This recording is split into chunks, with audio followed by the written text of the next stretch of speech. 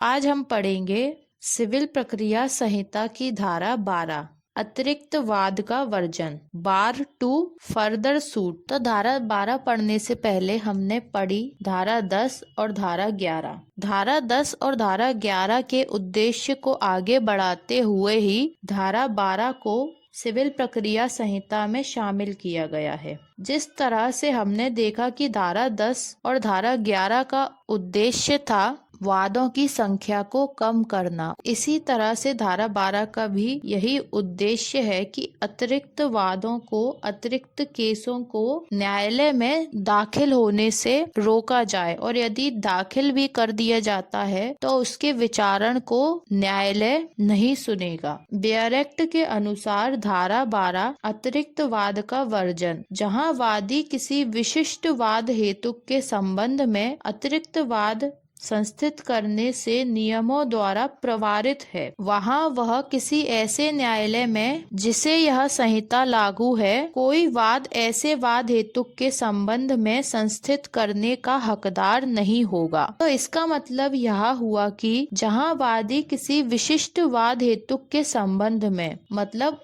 उसका एक विशिष्ट वाद हेतुक है, एक विशेष वाद का कारण है, उसके संबंध में अतिरिक्त वाद संस्थित करने से नियमों द्वारा प्रवृत्त है, तो उसके संबंध में वह अतिरिक्त वाद दाखिल करना चाहता है, संस्थित करना चाहता है, लेकिन उसे नियमों के द्वारा प्रवारित कर दिया गया है, यानी मना कर दिया गया है। वहाँ वह किसी ऐसे न्यायालय में जिस पर सिविल प्रक्रिया संहिता लागू होती है कोई वाद ऐसे वाद हेतु के संबंध में, ऐसे विवादक विषय के संबंध में संस्थित करने का हकदार नहीं होगा। इसका मतलब यह हुआ कि वह ऐसे किसी वाद हेतु के संबंध में कोई नया वाद संस्थित करने का, दाखिल करने का हकदार नहीं होगा। मतलब धारा 12 अतिरिक्त वाद को न्यायालय में दाखिल करने से रोकती है, अतिरिक्त वाद का वर्जन करती है। इसका उद्देश्य यह है कि यदि वादी किसी विवादक विषय के संबंध में कोई केस न्यायालय में करना चाहता है तो उसे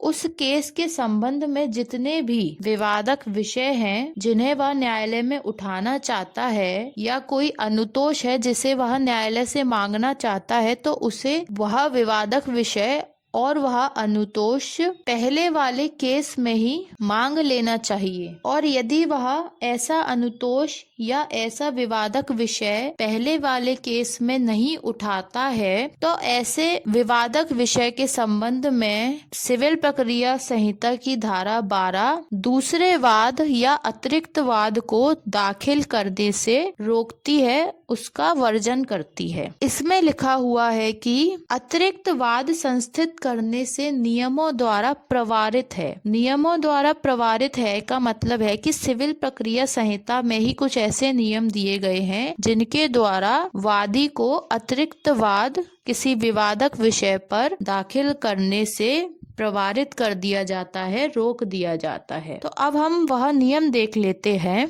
जो सिविल प्रक्रिया संहिता में अतिरिक्त वाद का वर्जन करते हैं। इसके लिए हमें कुछ आदेश पढ़ने होंगे। तो पहले हम यह समझ लेते हैं कि सिविल प्रक्रिया संहिता में जो आदेश दिए गए हैं वह क्या होते हैं। तो सिविल प्रक्रिया संहिता में हमें दो तरह के प्रोविजन पढ़ने को मिलते हैं, एक होती है धारा और दूसरे होते हैं आदेश। तो धारा वह होती है जो कि सिविल प्रक्रिया संहिता के मूल सिद्धांतों को बताती है, जिनका पालन सिविल प्रक्रिया संहिता के आदेशों में बताया गया है। मतलब धारा में मूल सिद्धांत बताए गए हैं और उनको किस तरीके से लागू किया जाए वह प्रक्रिया आदेशों में दी है। मतलब कि कोई केस सिविल प्रक्रिया संहिता में कैसे दाखिल किया जाएगा, उसके बाद क्या क्या प्रक्रिया अपनाई जाएगी, वह सब प्रक्रिया को आदेश में बताया गया है। तो धारा 12 में अतिरिक्त वाद के वर्जन का मूल सिद्धांत दिया गया है और आदेशों में वह प्रक्रिया दी गई है जो कि न्यायालय में वाद वाद दाखिल करते समय अपनाई जाएगी और किन स्थितियों में न्यायालयों में अतिरिक्त वाद दाखिल नहीं किया जाएगा, इसको मना किया गया है। तो अतिरिक्त वाद का वर्जन करने वाली धारा 12, इसमें जो नियम शब्द लिखा हुआ है इसका मतलब है कि सिविल प्रक्रिया संहिता की प्रथम अनुसूची में जो नियम दिए गए हैं, मतलब प्रथम अनुसूची में हमें पढ़ने को मिलते हैं आदेश। तो जो आदेश दिए गए हैं वह, और धारा 12 के अंतर्गत जो नियम आते हैं वह, और धारा 125 में है नियम बनाने की अन्य न्यायालयों की शक्ति। तो इन तीनों में जो नियम दिए गए हैं वही नियम, उन्हीं नियमों की बात सिविल प्रक्रिया संहिता की धारा 12 में की गई है। और इन नियमों के अधीन कोई व्यक्ति जो न्यायालय में केस दर्ज करता है उसे अतिरिक्त वाद या केस को दाखिल करने से इन नियमों के द्वारा रोक दिया जाता है। अतिरिक्त वाद के वर्जन के लिए हम 4 आदेशों को पढ़ते हैं। पहला है आदेश 2 नियम 2, दूसरा है आदेश 9 नियम 9, तीसरा है आदेश 22 नियम 9 और चौथा है आदेश 23 नियम 1। तो हमने आदेशों के बारे में समझा कि आदेशों में प्रक्रिया दी होती है। अब नियम क्या होते हैं? तो आदेशों के अंदर जो पॉइंट होते हैं उन्हें नियम कहा जाता है, जिसे इंग्लिश में रूल, और आदेशों को ऑर्डर कहा जाता है। पहले हम देखते हैं आदेश 2 नियम 2, जिसमें छोड़े हुए दावे के लिए पुनः वाद को वर्जित किया गया है। मतलब यदि आपने अपना दावा छोड़ दिया है जिसे आपको अपने केस में शामिल करना चाहिए था और आपने उसे अपने वाद में शामिल नहीं किया, तो ऐसे दावे को दावा होता है कि आप अपने केस में ये पॉइंट उठाना चाहते हो, आप ये अपने केस में ये पॉइंट को शामिल करना चाहते हो। आदेश 2 नियम 2 के पहले पॉइंट के अनुसार उपनियम 1 के अनुसार वादी को अपने वाद में संपूर्ण दावों को एक साथ शामिल कर लेना चाहिए, परंतु वादी को यह भी अधिकार है कि अगर वह चाहे तो अपने वाद को किसी न्यायालय की अधिकारिता में लाने के लिए, मतलब उसका केस जल्दी से सुना जा सके, इसलिए अपने दावे के किसी भाग को त्याग कर सकता है। मतलब जो पॉइंट उसे उठाना चाहिए था उसमें से वह कुछ भाग स्वयं छोड़ देता है और कुछ भाग को न्यायालय में दावे के रूप में उठाता है। इसका मतलब यह हुआ कि जो वादी है वह चाहे तो उस दावे के कुछ भाग को त्याग भी कर सकता है, लेकिन आदेश 2 का नियम 2 और उपनियम 2 यह कहता है कि वादी अपना जो दावा है उसके किसी भाग को यदि त्याग देता है, छोड़ देता है या कोई लोप कर देता है, लोप यानी उपेक्षा कर देता है, सा आशय त्याग देता है, मतलब आशय के साथ उसको पता है कि मैं इस दावे को न्यायालय में नहीं उठा रहा हूँ और जानबूझ के वह अपने दावे को त्याग देता है, वहाँ उसके पश्चात वह इस प्रकार त्यागे गए भाग के बारे में न्यायालय में वाद नहीं ला सकता। मतलब जो भाग उसने त्याग दिया है उसके लिए वह न्यायालय में दूसरा वाद नहीं ला सकता या अतिरिक्त वाद नहीं ला सकता। तो पहले हमने यह देख लिया कि किसी वादी ने अपने वाद में कोई दावा त्याग दिया। अब हम आदेश 2 नियम 2 के उपनियम 3 में यह पढ़ते हैं कि एक केस में वाद हेतुक के बारे में, मतलब वाद हेतुक के संबंध में कोई व्यक्ति एक से अधिक अनुतोष पाने का हकदार होता है। अनुतोष होता है कि उसे जो क्षति हुई है, जो नुकसान हुआ है, उसकी पूर्ति करने के लिए वह एक से अधिक अनुतोष पाने के लिए, यानी कि एक से अधिक क्षतिपूर्ति पाने का हकदार होता है। तो वह ऐसे सभी अनुतोषों के लिए न्यायालय में वाद ला सकता है। किंतु यदि वह ऐसे सभी अनुतोषों में से कुछ अनुतोष को छोड़ देता है, त्याग देता है, उसका लोप कर देता है, तो वह न्यायालय की अनुमति के बिना ऐसे छोड़े गए या त्यागे गए अनुतोष के लिए वाद नहीं ला सकता। मतलब न्यायालय जब उसको अनुमति दे देगा तब वह ऐसे त्यागे गए अनुतोष के लिए वाद ला सकता है। इसके बाद आता है आदेश 9 नियम 9, वादी की चूक के कारण वाद की बर्खास्तगी, यानी वादी ने कुछ चूक कर दी है, इस कारण से वाद को बर्खास्त कर दिया जाएगा। आदेश 9 नियम 9 के अनुसार जहाँ वाद की सुनवाई के लिए, जहाँ वाद की सुनवाई हो रही है है विचारण हो रहा है और उसके लिए पुकार होने पर, मतलब कि न्यायालय में पुकार होती है, आपका नाम पुकारा जाता है कि आपके मामले की सुनवाई की जानी है। पुकार होने पर प्रतिवादी तो उपस्थित है लेकिन वादी उपस्थित नहीं है, तो ऐसी स्थिति में न्यायालय क्या करेगा,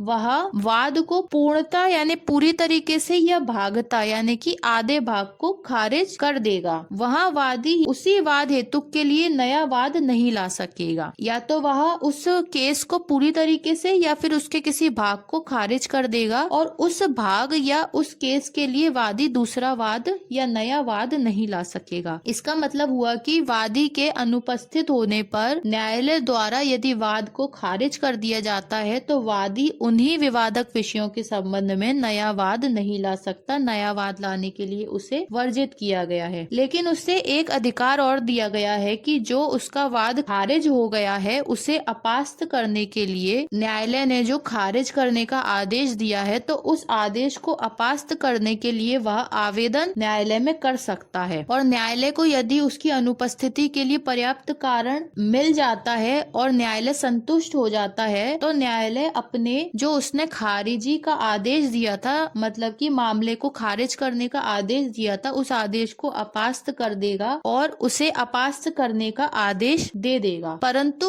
वादी ऐसे आवेदन की सूचना कि वह न्यायालय में ऐसा कोई आवेदन लगा रहा है कि जो वाद खारिज कर दिया गया था उस वाद के खारिज करने के आदेश को अपास्त करने के लिए वह न्यायालय में आवेदन लगा रहा है, इसकी सूचना उसे प्रतिवादी को देनी होगी। यह एक आवश्यक पॉइंट है। इसके बाद आता है आदेश 22 नियम 9, वाद के उपशमन से नया वाद वर्जित। तो वाद का उपशमन मतलब होता है कि वाद का खत्म हो जाना। किसी कारण से यदि वादी की मृत्यु हो जाती है और उसका कोई विधिक प्रतिनिधि नहीं है, उसकी तरफ से कोई केस लड़ने वाला व्यक्ति नहीं है, तो वह वाद वहीं के वहीं उपशमन हो जाएगा, खत्म हो जाएगा। तो आदेश 22 नियम 9 में यह लिखा हुआ है कि जहां वाद के दौरान, केस के दौरान यदि वाद के किसी पक्षकार की, वादी भी हो सकता है प्रतिवादी भी हो सकता है, मृत्यु हो जाती है तो उसके स्थान पे यदि उसका कोई विधिक प्रतिनिधि अभिलेख पर नहीं आता है या उसके किसी विधिक प्रतिनिधि को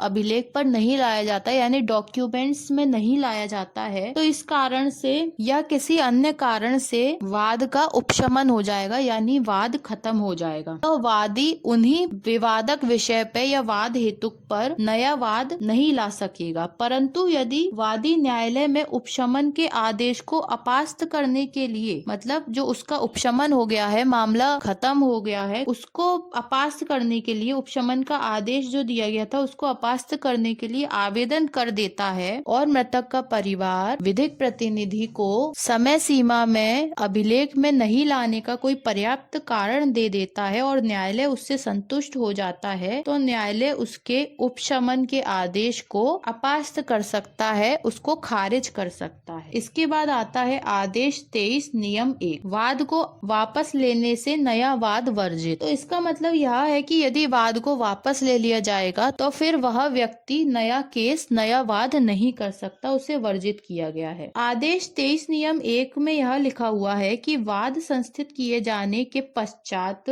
वाद संस्थित होने के बाद किसी भी समय वादी सभी प्रतिवादियों या उनमें से किसी के विरुद्ध अपने वाद को वापस ले सकेगा। वादी क्या करेगा, सभी प्रतिवादियों या उनमें से किसी के विरुद्ध यदि वाद दाखिल किया जाता है तो उस वाद को वह वापस ले सकता है। आदेश 23 नियम 1 के अनुसार वाद संस्थित किए जाने के पश्चात, मतलब वाद संस्थित हो गया उसके बाद किसी भी समय वादी सभी प्रतिवादियों या उनमें से किसी के विरुद्ध अपने वाद को, अपने केस को वापस ले सकता है। और यदि कोई वादी अपने वाद को नियम 1 में वापस ले लेता है और न्यायालय द्वारा उसको नया वाद करने की अनुमति नहीं दी गई है तो वादी उन्हीं वाद हेतु पर नया वाद नहीं ला सकेगा। मतलब वादी ने अपना केस वापस ले लिया किसी एक प्रतिवादी के लिए या सभी के लिए, तो न्यायालय द्वारा यदि उसे नया वाद दाखिल करने की अनुमति नहीं दी गई है तो वादी उसी वाद हेतु पर नया वाद नहीं ला सकता। तो इस तरीके से हमने यह 4 आदेश देखे जिसमें हमने देखा कि वादी कब नया वाद नहीं ला सकता। तो निम्नलिखित स्थितियों में वादी